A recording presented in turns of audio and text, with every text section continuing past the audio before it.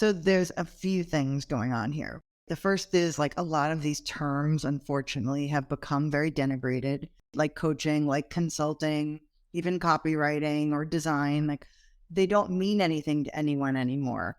And the thing that a lot of people make mistakes about, and the reason that they're not standing out, is because they sound like everybody else. You're positioning yourself as very generic. If everything in your bio is I, first of all, you're not talking to your audience.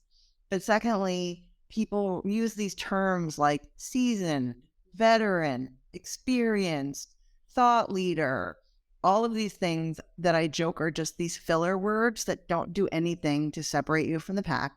You can put veteran in your bio if you've served in the military, and seasoning is for chicken cutlets.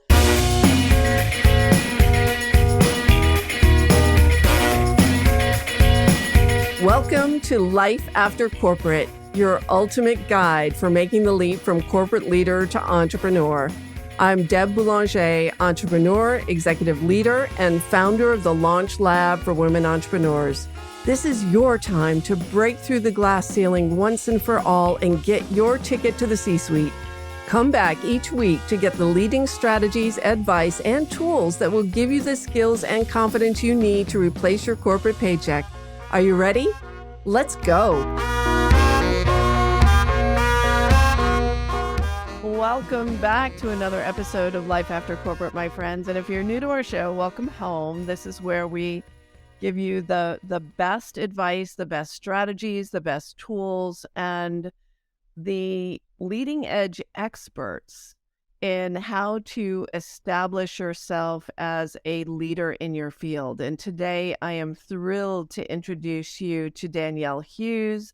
She is the Chief Personality Officer of More Than Words Marketing, where she helps individuals and companies develop their genuine personality brand. And this allows you to own and embody your message, feel comfortable expressing yourself, and convey what makes you different from your competition so that you can attract the right audience and repel the wrong ones. And today, Danielle and I are going to talk about how do you stand out? In a crowded market. There are a lot of people out there who are touting their wares as coaches or consultants or service providers of all flavors. And it's really hard to stand out and be different. So welcome, Danielle. I'm thrilled to have you here. Thank you so much, Deb. I'm thrilled to be here. Fantastic.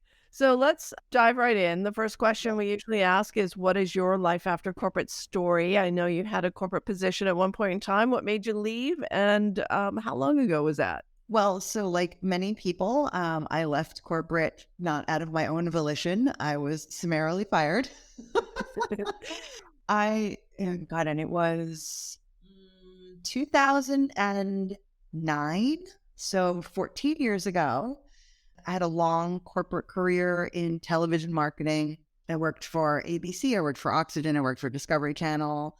And then I decided that I was going to take a job at another network as the director of marketing. And when they brought me in, and I'm sure this will sound familiar to so many women, they told me they wanted me to speak my mind and shake things up. And we can all know what happens when you open your mouth and shake things up. They say, whoa, whoa, whoa, we didn't actually mean that. And there's the door. So it didn't end well. It didn't end well. No, I did not gel with my boss. And a lot of what I do now with my clients, which we'll get into, is like, how do you position yourself to find the right fit of any role or any client? And I think back then, everybody's resume was generic. This was pre-LinkedIn. You can imagine that.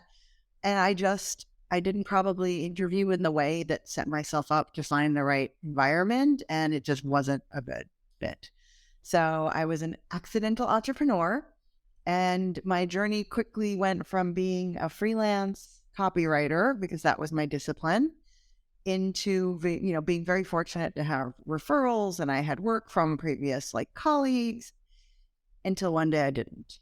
Right. That is how it goes. Oh my Yes. God. If you and I had only known each other, our stories are so parallel. It worked for me until it didn't. And it really surprised me when actually I chose to leave my job, but I interviewed at other places and nobody hired me. I was like, Mhm. "What? I am like really excellent at what I do. What do you mean you don't want me?" Yeah. And it's very disconcerting. But I think this is such a timely conversation because there are a lot of people right now who have either decided to leave their jobs or the decision was made for them and they're considering hanging out that shingle. And that's what happens. You get Yeah. kind of this false sense of security when you have those early warm referrals and all those connections that are throwing people your way until it eventually dries up and you have to do your own marketing.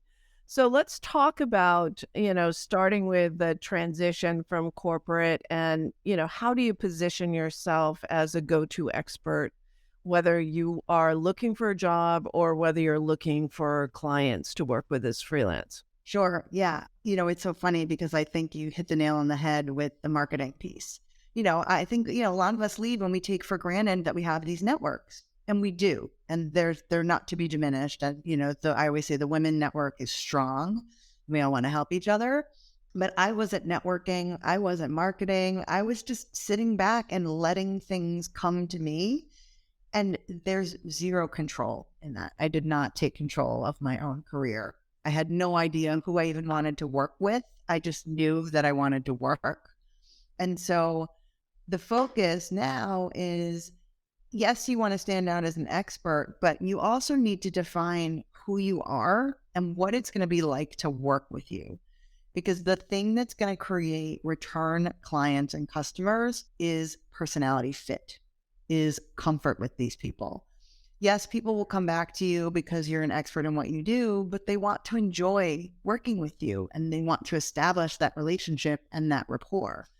And that can only happen when you put some infusion of personality into your bio and your messaging that sends a sense of who you are as a person and not just the skills that you are bringing to the table. And I know for me on that journey, that felt really uncomfortable, especially when you're like an introvert. And a lot of women that I meet sort of discount their value and discount their impact. And part of that is that, corporate world, the corporate culture isn't to really highlight an individual as being, oh my God, you're so fantastic. I can't believe what you've done here. You've really turned things around. They're like, okay, you got your bonus, you Yeah. know, and like, what are you going to do now? Hmm. So I think first of all, women aren't lauded in society in general. Second, the corporate world doesn't reinforce you as being special. They want you to fit in and be a good team player. So it's uncomfortable. So how do you do that? Because I'm sitting here listening to you thinking, "Oh my God, I wouldn't know where to begin or what to say." So how do you work with people on that? Yeah. So I have a distinction between personal brand and what I call personality brand, right? And to your point, everybody thinks, oh, personal brand, I have to share everything about myself. And that's uncomfortable for anyone, even if you're an extrovert. Like, so much of my life is nobody's business. Right? It's So just wrong to share that much. correct, right? It's not, we don't need to. This is a societal like travesty. But if you don't share something of who you are, you can't build connection, right? When you're not in the workplace and you can't go up to someone's desk and ask how their weekend was, or you can't see what they're doing for fun, there's no way to build connection. So the baby step in personality brand is, what is the hobby or the passion that you love to do that you will talk to anybody about? Like, you're stuck in an elevator with a random stranger and you need to talk to someone for an hour. What are you talking about? What do you love to talk about? What lights you up? What is going to like shift all of your body energy and everything into just exuberance because you can't wait to talk to someone about it? And that's the little piece. And you just put that into your bio. You can put it at the end of your LinkedIn headline. You can put it at the bottom of your bio. But you have to say something about, like, when I'm not working, you can find me doing X, right? I talk about wine. I talk about weightlifting. And I will tell you that 99% of people that reach out to me mention one of those two things. And it's not even that they need to do either of things or enjoy them. It starts the conversation on a personal level. as opposed to starting the conversation on a professional level. And then you're just uncomfortable and tense. And when you can start it on a personal level, you're more relaxed. And then you can get into the business stuff. Yeah. So what are some of the mistakes? Let's bring it back to solopreneurs, because you and I are both solopreneurs. We have, fractional team members that work for us. So as a solopreneur, how do you apply the personality brand so that you can stop the scroll, right? So most people who leave corporate start either a consulting or a coaching business, some type of business where they're packaging their expertise and selling it to other people. And coaching is mainstream, which is fabulous because now companies, it's just part of the normal way of doing business to hire coaches for your leaders to help them grow and perform better in their roles. And the same is true for individuals and consulting, but it's a crowded market and there's a lot of choices out there. So, how do you use personality brand to stand out in a crowded market? So there's a few things going on here, right? The first is like a lot of these terms, unfortunately, have become very denigrated, right? Like coaching, like consulting, even copywriting or design, like they don't mean anything to anyone anymore. And the thing that a lot of people make mistakes about, and the reason that they're not standing out is because they sound like everybody else. You're positioning yourself as very generic. If everything in your bio is I, first of all, you're not talking to your audience.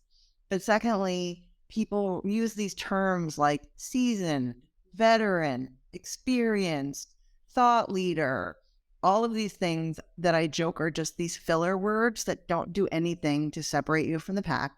You can put veteran in your bio if you've served in the military. Seasoning is for chicken cutlets. I know. It's just, it's just coded language for old. Find another way to talk about the depth of your expertise than having to use those sort of terminology. We're talking about how to stand out, how to Yes. stop the scroll. Most Yes. people, miss the mark when they're describing themselves, describing their expertise, and sound like everyone else in their industry. And the same is true like when you're doing social posts or you're doing long form posts. Mhm. And when you said the personality brand, what it made me think of was, as I look back at my LinkedIn analytics, whenever I have told a personal story, and I think you always give me a high five behind the scenes when I do that, because that's what gets people engaged. Like even as a business coach, people want to know like what's life inside the store, Yeah. what's life like behind the scenes. So I Yeah. think that was such an important point, is not to make it all about you, because it really is all about them.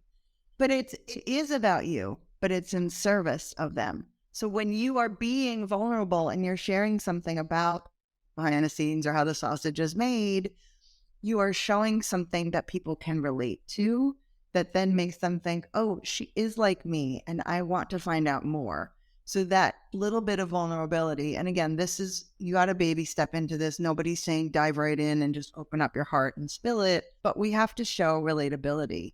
And one of the great ways to do this and to get back to stop the scroll is so many of us don't open with our why.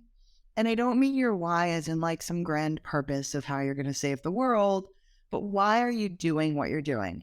Like, think back on your childhood. Like, was there something that happened that defined how you think? Have you always been doing X, Y, and Z since you were born? Is there something that you can speak to and tell the story and get people sucked into the story? That is so much more compelling if you start saying, ever since I was X years old, I've been blah, blah, blah, than if you say, I have 30 years of experience in just this and this, because everybody can say that, right? So that the personal story makes it compelling, makes it relatable, and makes it more likely that people will read. And then you can get into, going back to the woman thing, then you can get into bragging. You should be advocating for yourself. You should be talking about your successes and your wins, because again, they're in service of, if you did this for someone else, you can do this for your clients. And so if you don't share that, they don't know how you can help them. So what gets in the way of people being able to tell a compelling story about themselves? Fear, right? fear of rejection, fear of not being like everybody else. And then I also think a lot of people, they don't put the pieces together. So when I work with a lot of my clients and I probe and I let them tell me stories, like, why do you do what you do? Tell me how you think. The reason I ask for the hobbies and the passions is because for most of us, how we approach our hobbies is actually how we approach our jobs. It's the same thought process. So if you are someone who, let's say, likes to hike, how you like to go about that, how you do your research, the type of hiking you like to do, there is something about that way you think about that you probably do inside your job. And if you're really researching places to go, you're probably research oriented in your job. There's things like that you can share that weave together that then again makes it more interesting. And maybe we'll remove the fear piece because it's just more interesting for people to know about. And it's just so much easier to write about when you can make it relatable to everyone else and show people, again, like how the sausage is made. Like, why do I think the way I think? So I have a client recently and she does systems change and process improvement. I mean, couldn't be more boring, honestly. Like her LinkedIn profile is what I call jargon salad. It's all the fancy jargony terms that don't mean anything. And it's just like, you could just pick them out and they don't mean anything. They don't tell her story. But she told me that she is a connoisseur of vinyl. She loves to collect vintage records. So I was like, okay, tell me more. And she's like, I go into record stores and I like to hunt for these deep cuts or these special gems. And I was like, okay, now we have something because you get a visual, right? The minute I tell you that she's collecting vintage records, you have a visual of her in a store sifting through the record bins. And so if you are someone who works in process improvement and like systems, you are hunting for ways to make those systems better and more improved and efficient. And those two things are directly related. So now her bio talks about, just like hunting for a deep cut in a record store, her work is always on the way for finding these improvements or these processes that are going to make everything better. I mean, and that's so much more interesting. Yeah, it's more interesting. And it also creates that visual of, oh, yeah, so this is the benefit of working with her. I also Correct. think that we simply don't see ourselves clearly. We just don't. And Yeah. and I think it's so important to use other people as mirrors. So what you did was you held up a mirror to her and Yes. said, tell me about your personal life. And you got me thinking too, because I just love to cook. And it was so funny. I started cooking as a passion when I was miserable in my corporate job, and Saturday mornings, I would watch the Food Network and I would just like make stuff. I would make the same recipes. And then you get to a point where you can adapt the recipe to add your own flavor to it. And I think it's similar to when you start a business, you want to kind of follow the rules.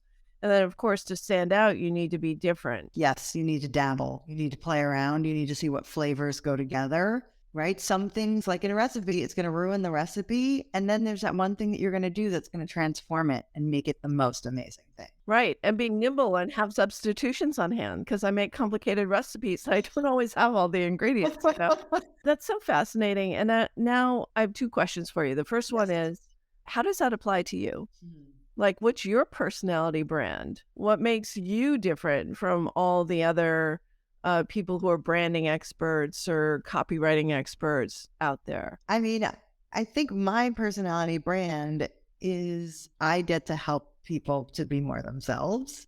That is literally what I do. But my brand is I am unapologetic. I am brash. I will curse. I like to have a glass of wine. I am that fierce, loyal, supportive friend in your corner who is going to keep hammering how amazing you are when you don't believe how amazing you are. Like, I will be that defender in your corner. You're like the amazing truth teller girlfriend who's like always by your side. Correct.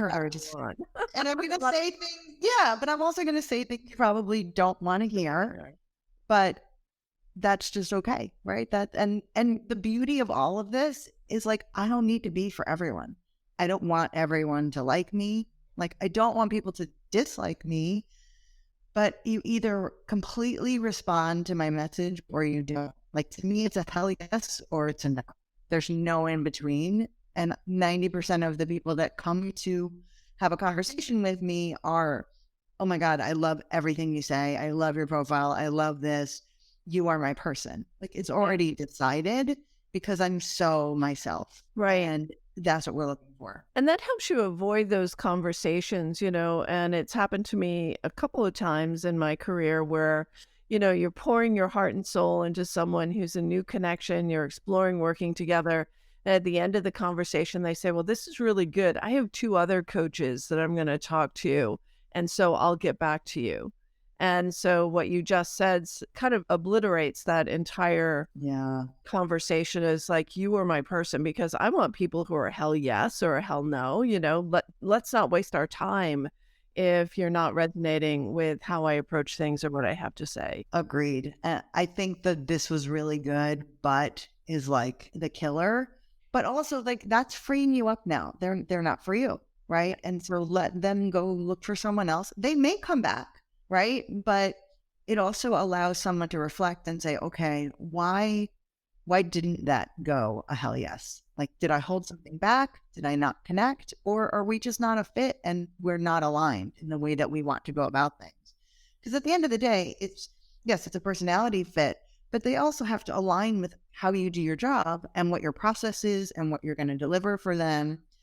And every coach consultant is going to be a little bit different. It's not cookie cutter. No, it's not cookie cutter.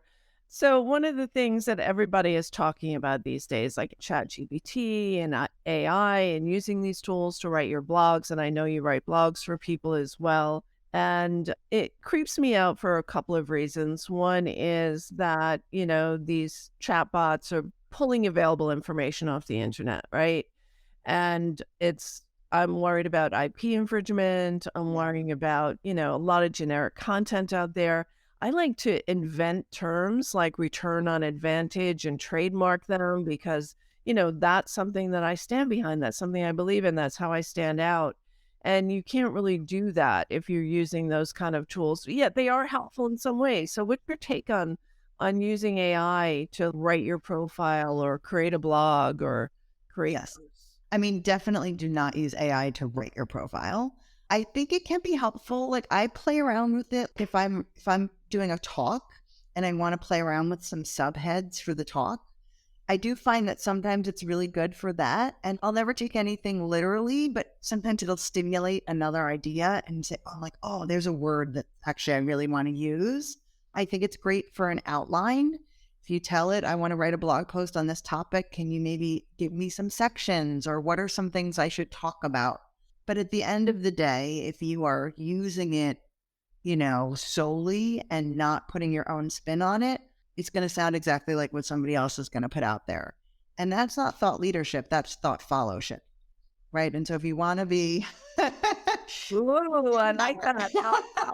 Not thought leadership. I love that. Thank you. Right. If you want to be a thought leader, it has to be in your voice. Right. And so I'm not saying don't use it for research. I'm not saying it can't find you sources or things that you want to talk about, but it has to be your own spin. I never would have come up with personality brand as opposed to personal brand if I had used ChatGPT. It just came to me one day.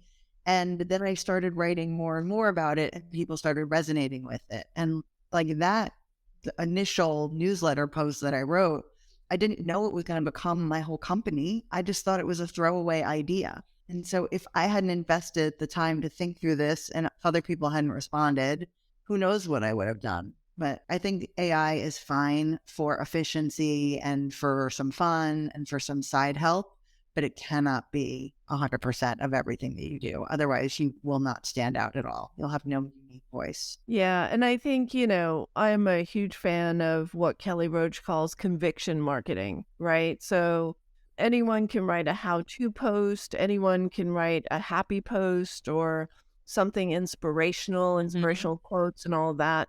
But what are you convicted about? And I think those are the things that really make you stand out. People give people something to think about and take notice on. Yes. So, And I think you can be convicted about different things at different times, right? Like, convicted, ranting, whatever you want to call it, right? There's a lot to be angry about right now in the world. There's a lot to be frustrated about. There's a lot to be impassioned about. And, I always feel like if you're not clear on who you are and what you're putting out there, that's why a lot of people don't talk about those sort of things, because they feel like they don't know how to explain their position on things. But if you are so sure in your brand and in your message, you can do that. And there may be some people that, don't follow you, or there's some backlash, but that's okay. Because again, those are not your people. yeah, absolutely. What is some of the most memorable content that you've seen or that you've created that you just thought was fantastic? I mean, I think to your point, the vulnerability posts tend to be the most amazing. It's not the most memorable, but speaking of like rants and things that I posted yesterday, I got an ad delivered from CVS to my inbox promoting tampons and pads with the typical headline of confident and fresh. And we've all seen this our entire life. This has been the message of feminine care. So I was 12. Correct. And frankly, I lost and I was like, I'm done. I am done with this. Like, why is this messaging still acceptable for women? And so I wrote a whole LinkedIn post about nothing about wearing tampons and pads makes you feel confident, and nobody needs to be fresh. It's a natural thing. And how is this still messaging in 2023? And, of course, tons of women are like, oh my God, thank you so much. Finally, all of it. And I think that a lot of people would shy away from that because it's obviously a touchy subject. Like, not one man has commented. But I just feel like I was so impassioned about it. I didn't even want to think about it. I was like, I am writing about this. I am putting it out there. I am tagging CBS, and we're going to see what happens. Yeah. So that's conviction marketing. That's, like, I'm convicted about this messaging that makes no sense, right? And that's old and it's stale. And we need some confident, fresh messaging. I mean, so many other things could come to mind in this kind of messaging. And one friend is like, you should rewrite this for them.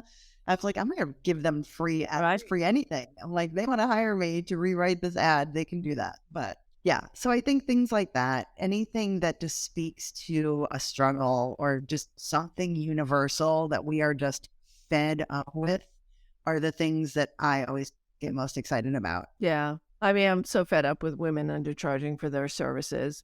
And a few weeks ago, I wrote that post that said, overcharge for your services. I love that. And I was like, yeah, I'm serious. I was once told if you're not a little uncomfortable with the quote, it's not high enough. Yeah. And that's what was the purpose of the post. It will feel like you're overcharging, but you're not. You're just stepping up into the real value that you provide. And it's systemic because, women in general don't get a lot of attaboys or attagirls because it's just not the culture that we grow up in or that we function in. So at this point, I would love to know if someone has been listening to this podcast and is either in transition with their business or has a small business and they know their messaging is kind of wah, wah, wah. I'm sounding just like everyone else. I'm like, and the school teacher in Charlie Brown going, wah, wah, wah, wah, wah. Yeah.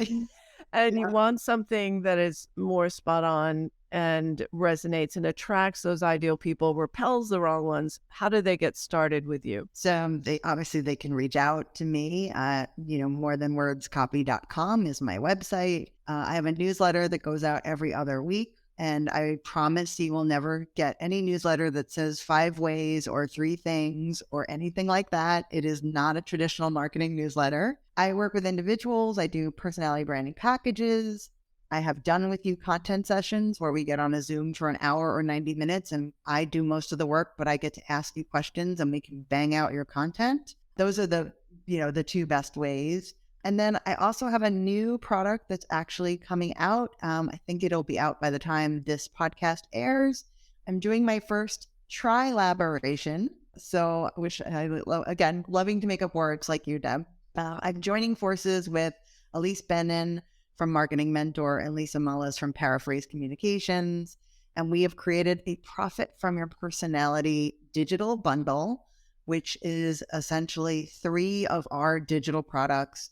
Mine is my personality brand light bundle, which helps you figure out your brand. Lisa's going to help you put personality into like your headlines and all of your messaging. And then Elise's proposal Oreo strategy helps you win the proposal and get clients. And all of this is so you find people you actually like to work with. And you can find that at marketing-mentor.com, or just go to my website and I'll be promoting it. Marketing-mentor.com. And we'll also put that in the show notes. And I know some of my clients are going to want to download, especially that Oreo proposal. Yes. And we are doing a live training May 31st.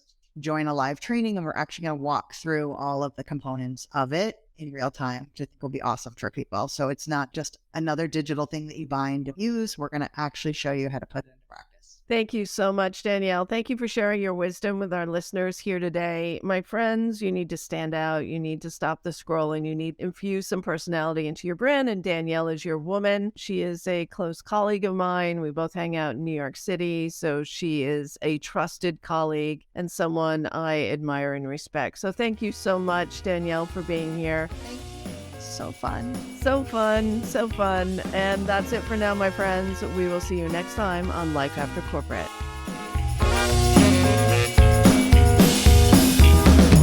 Thanks for listening, my friend. If you enjoyed this show, please head over to iTunes and subscribe and leave us a review.